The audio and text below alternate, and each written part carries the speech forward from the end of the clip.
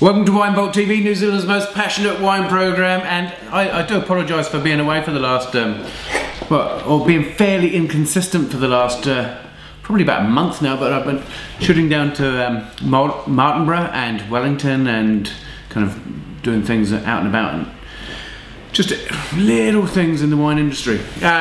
So I'm back and I'm going to do a whole series and try to be a bit more consistent, so my apologies and please accept them. And so we've been talking about value and value for what you're getting, value for money wine-wise these days, and there's a lot of wine in the supermarkets that sits right anywhere from $6 to $15, which appears on the surface really good value.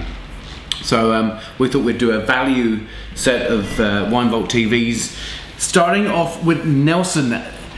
Alongside Martinborough, for me, Nelson is a little backwater in the New Zealand wine industry. It has some really good soils, alluvial soils, not too dissimilar from the region of Marlborough. At the foot of the Richmond Ranges, there's some pretty well-known wineries down there. Neudorf, Siegfried. We're going to do this, the Milcrest 2009 Nelson Reserve Chardonnay. It comes in about $30. Now I do worry about the word reserve on wine labels. For me, what that tends to mean is that you've got a lower tier wine and then you've got a reserve wine, or that it's been kept like the Spanish do for 4 years before release, or in fact that you've held it back in reserve to release. Now I'm not sure whether these guys do. It's Terry Milton down there. They've got a little boutique winery, I think 6 to 10 hectares, so pretty small in New Zealand wine standards right now. They make a Pinot Noir and also a Pinot Gris and a Sauvignon, so this is the other complementary wine for those guys. And one of the things you do get is really bright, almost honeyed citrus fruit on the nose. Really good kind of like varietally is what you'd expect. There's a bit of oak at the back, alongside a bit of kind of toastiness, nuttiness with almost a bit of vanilla.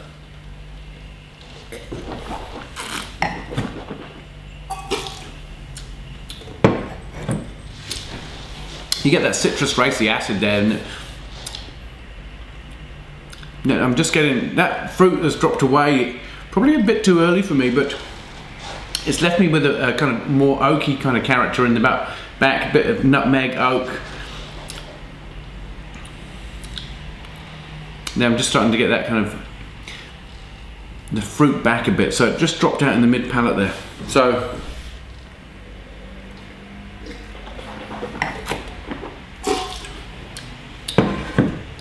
I mean, it's a competitive market, kind of at $30 mark for Chardonnay. 14% alcohol, don't get kind of any of that hot heat coming through from the alcohol. It's just a wee tad expensive for me for sitting at $30, so I'm going to kind of give that 86. Now the next one that we do is the Rimu Grove 2006 Pinot Noir. Comes from 7 different clones down in the vineyard. 41% new oak, 11 months in the barrel. Now these guys do an estate, and then the lower wine is called the Bronte. This is interesting nose. You get that quite an earthy, earthy mushroom forest floor mixed with raspberry, blackberry on the nose. Almost a bit of kind of candied fruit there as well.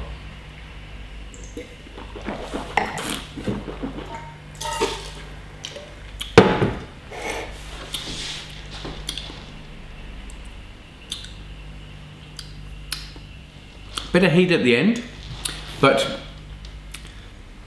it just falls a bit too sharp. $44 on the shelf. 86 points, 86 points. I think there are a lot of wines right now at kind of 40 bucks. I mean, you can get some great Faverly Mercury for 40 bucks. You can get quite a lot of Central Otago, Martinborough wine for 40 bucks.